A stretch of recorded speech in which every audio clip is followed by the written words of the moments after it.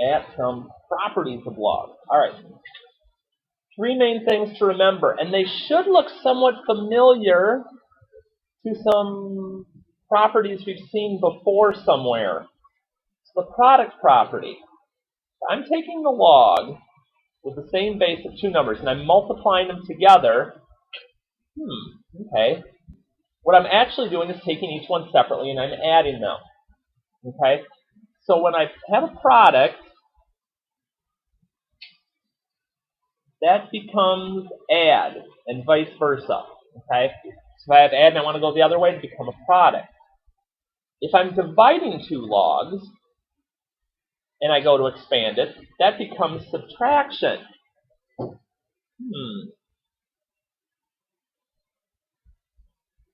When I multiply, I add. When I divide, I subtract. Yeah, it's just like the exponent rules. Okay? It's the same idea working here. And then the power property, well, that's kind of the weird one. That's the one we introduced a little bit yesterday, where if you have a coefficient in front, it's going to swing around and become an exponent on that particular base. That's kind of what the intro was here. So what we're going to do is we're going to start rearranging these a bit and making them work that way. So here's how this works. For instance, okay, use the property of logs to evaluate the expression. Now we're going to go back to what we were doing yesterday a little bit. We're going to take things that are in disguise and make them what we want. For instance, here, for just a moment, I'm going to forget that that 5 is here. I'm also going to make this bigger so it's a little bit easier to see. So, what number would I like that big base to really be instead of 4? 2. So I'm going to say, okay, this is log base 2. I really want this in here to be 2 to the something. Well, 2 to the what is going to get me to 4? 2. So then, the log base 2 and the 2 cancel, and I multiply the parts that are left. Now again, this is one of those problems that if you wanted to do some double checking with the calculator, you could. Okay, I don't want you to just use the calculator, because again, when it gets to be a quiz, I'm going to ask to see this piece. But one of the things I could do to check if I wanted to, okay, is I could say, okay, what's 4 to the 5th power? Let's get that. Okay, 1024. So since this is actually log base 2 of the 1024, I could do log of 1024 divided by my log's subbase. I get the same answer. So there's always a way to double check on the calculator, or if you're not sure on what's going on, a way to get a hint so you might be able to get towards what you need. Yes, sir?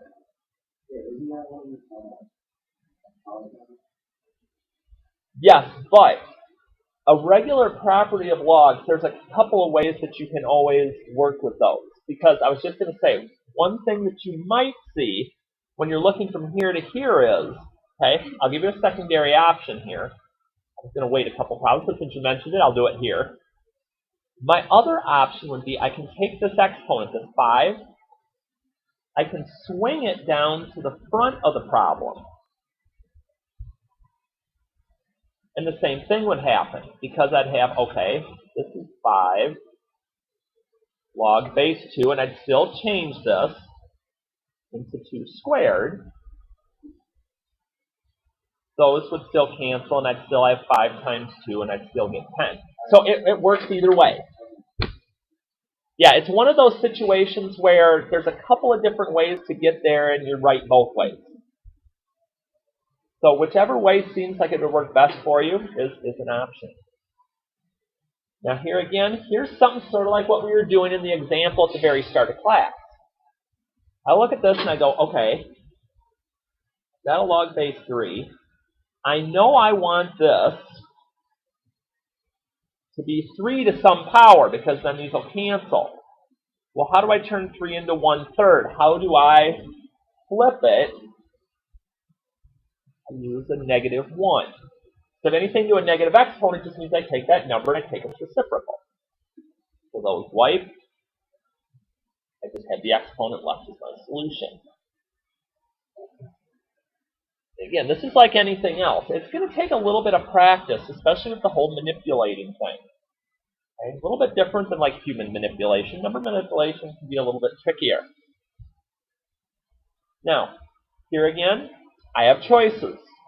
I always like to make it kind of simpler for me. So, what's 3 times 9? 27. So instead of doing those separately, I'm just going to do them all together at once. Well, let's see. You're kind of starting to see at this point, okay, since my subbase is 3, I want this to be 3 to some power. 3. 3 to the third is 27. The base and the log subbase cancel.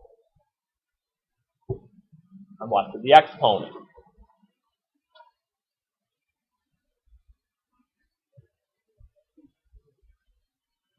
So what about 8 then? Right, because here I want 4 to some power to equal 64. 4 cubed is 64. Again, the base and its subbase go away. And I can either look at it as I'm swinging the 3 back to the front in 3, or I can just steal it from the exponent. Either one, you get to the same concept here. That's how that would work. So, once I kind of deal with these properties, really the only one we've dealt with so far is the power property. We haven't done a lot with the product of the quotient here. So when we expand, this starts to get a little more fun. This is more of the puzzles that I was talking about. Okay, so expand the following.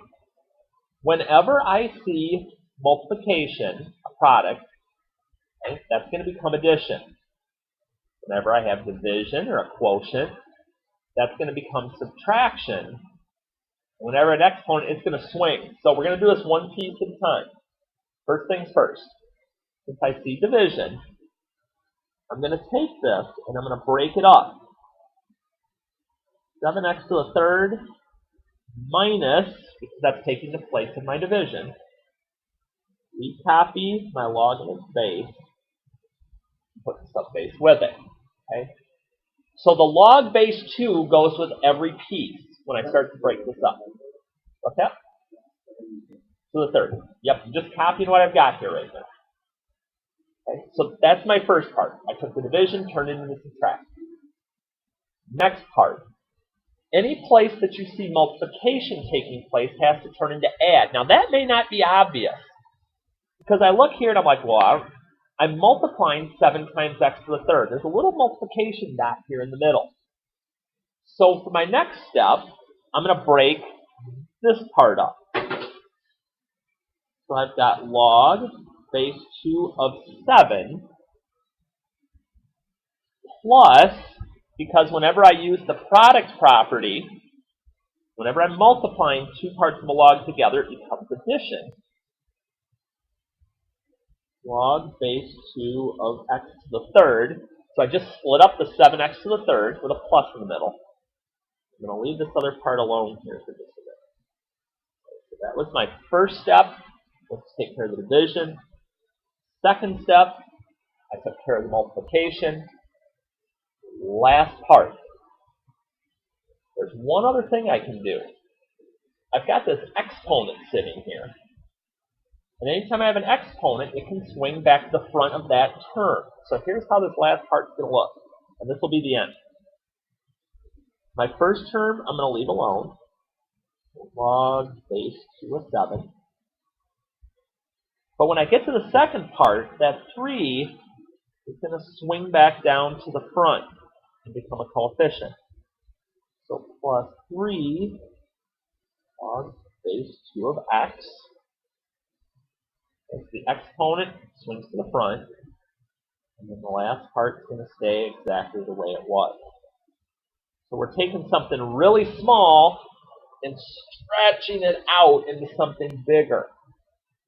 And at times that can come in handy if we're trying to do some calculations on some things. You might have some parts that are easier to break down individually than all together is the reason we want to be able to do that. But again, like anything else, it's going to take a little bit of work here. Now sometimes it's a little bit easier than others. And you may have choices on ways you want to do it. Some of you may look at this next one and say, okay, well, do I swing the 2 down front first, or do I do the division first? My answer is, it doesn't matter. So let's say you decide that you're going to, I don't know, anybody have a preference? Swing the 2, okay. So if I swing the 2 down to the front,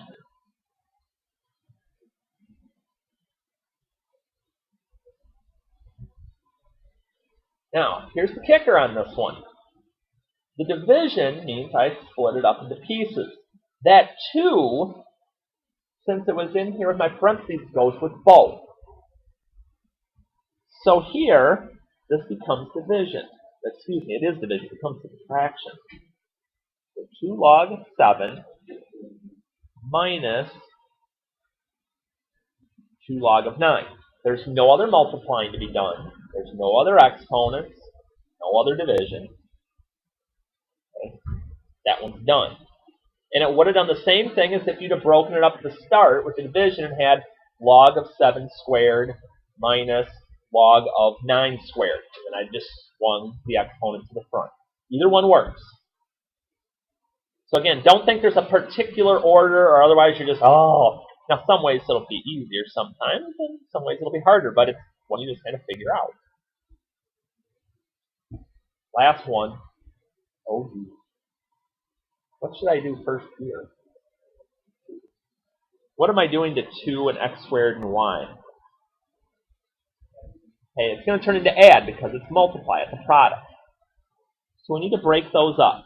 So log 3, 2, and times x squared, so that's plus log base 3 of x squared times y, so that's plus log base 3 of y. So let's see, I took care of the multiply, I don't see any divide. Do I have any exponents to deal with? Okay, I have 1 here. So if that's the only thing I'm going to have to change, and I'm going to be done. Log 2 plus, here comes my change, 2 log base 3 of x, because the exponent comes down and there's not one there anymore. Log base 3 of y. And the only time you know for sure you're done is when you look at an answer and you're like, okay, do I see any multiplying left? No, no, no. Do I see any division? No. Do I see any exponents? No. Okay, now I'm safely done. So that's kind of how those guys work. It's kind of strange, but it's kind of interesting at the same time. And the reason it's important to know how to go one direction is, condense. Okay, otherwise known as write as a single logarithm. We're going to take the big ones and smash them back together. Kind of like smashing down aluminum cans or something like that, if anybody deals with them anymore. So it goes backwards. So now add will become multiply, subtract will become divide, and any coefficients I have, we're swinging back into exponents. Like, it's going to get kind of strange. So I look here and I say, okay, now typically on these, here's one hint I will give you. If you have coefficients right away, it's going to be easiest for you to turn them back into their exponent as your first step. So I'm going to leave everything else alone. For my people out there that like doing multiple steps at a time, you can try that, but I've been doing this for years and I still mess up when I try to do too much at once.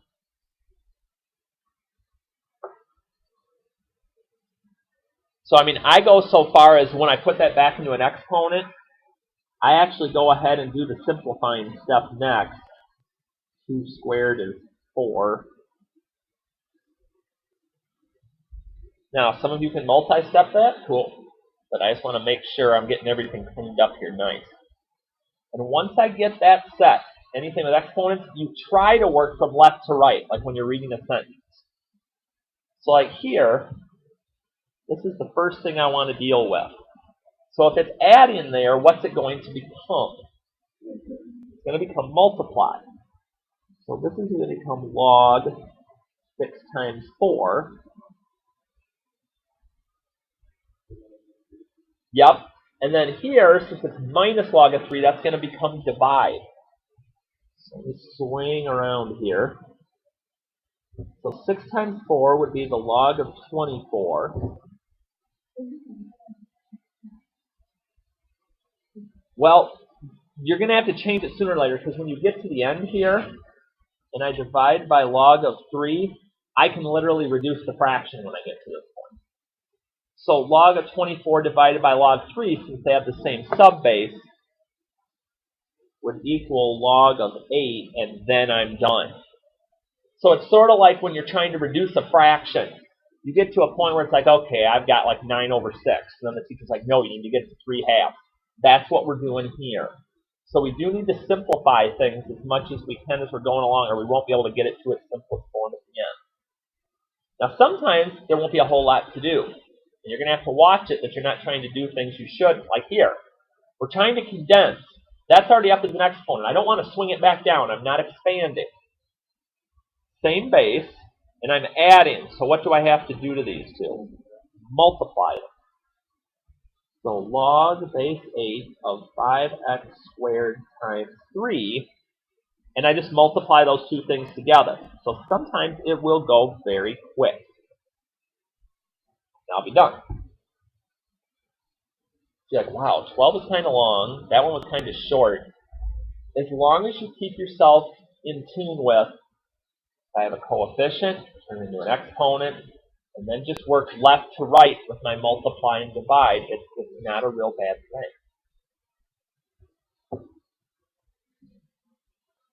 All right, let's see. Actually, I'm going to cover this for a second. On 14, I want you to try it, see how it's going.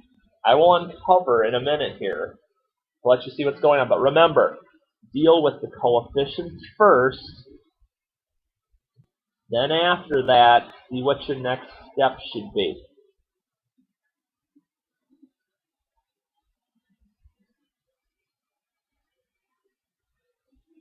It should only take a couple of steps to get to the answer on this one.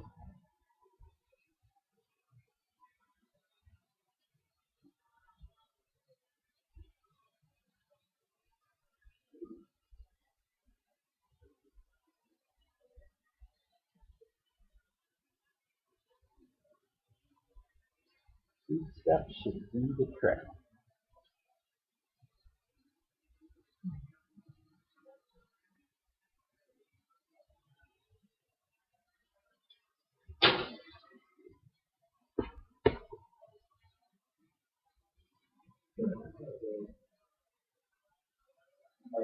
Hopefully, you ended up with log subbase of 4, and then you had x to the third divided by y squared, if you swung those up.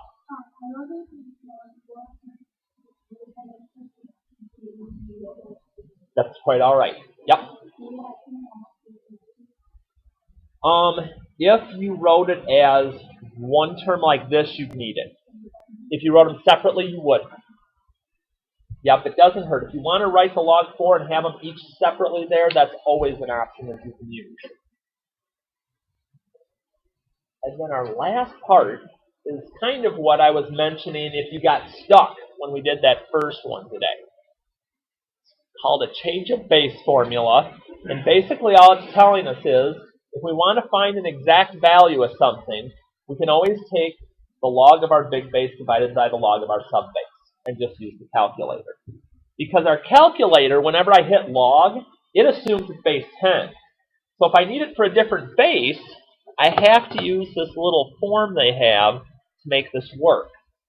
So like here, if I'm going to type it in the calculator, I'm going to have log base 7 divided by log base 3. But let me put out a warning with this. When you go to hit log, and you get your number in, you have to close the parenthesis on that first number. Because if you don't, and I'll put up what happens if you don't here in a minute. We'll get the good example up first. And when we're getting these again, we're going to round to the nearest thousand. So we're going to go 3 decimal places on these. If I happen to forget to close my parenthesis, oops. Because now what the calculator is doing is the calculator is taking the log of 7 divided by log of 3. That's not what I want. Okay? So you've really got to make sure it's like the top one and you're closing before you do the next part. So otherwise you can get all sorts of funky answers. So again, like log of 147 divided by log of 2. And again, just make sure that you get that parenthesis closed. Now, what would this be when I round it off to the nearest thousand? Yeah, 7.200. If you just wrote 7.2, I'd allow it. I'm not going to get into the significant digits argument. I was going to say, you'll get into enough arguments probably with that with your chemistry teacher. So I will stay out of the way of that. So 7.2 or split the zeros, I'm perfectly fine with it. And then just that last one here, sitting on the end. Log of 50 divided by log of 6.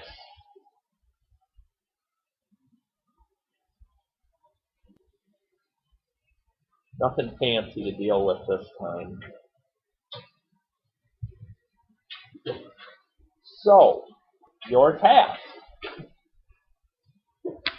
is to tackle, and I will get it up here on the screen too, instead of making you look over there. And I'll shrink the calculator so you can actually see it. One happy thing for some of you, no graphs involved here. So again, it's just kind of working on the expanding and condensing and a little bit with change of base type forms.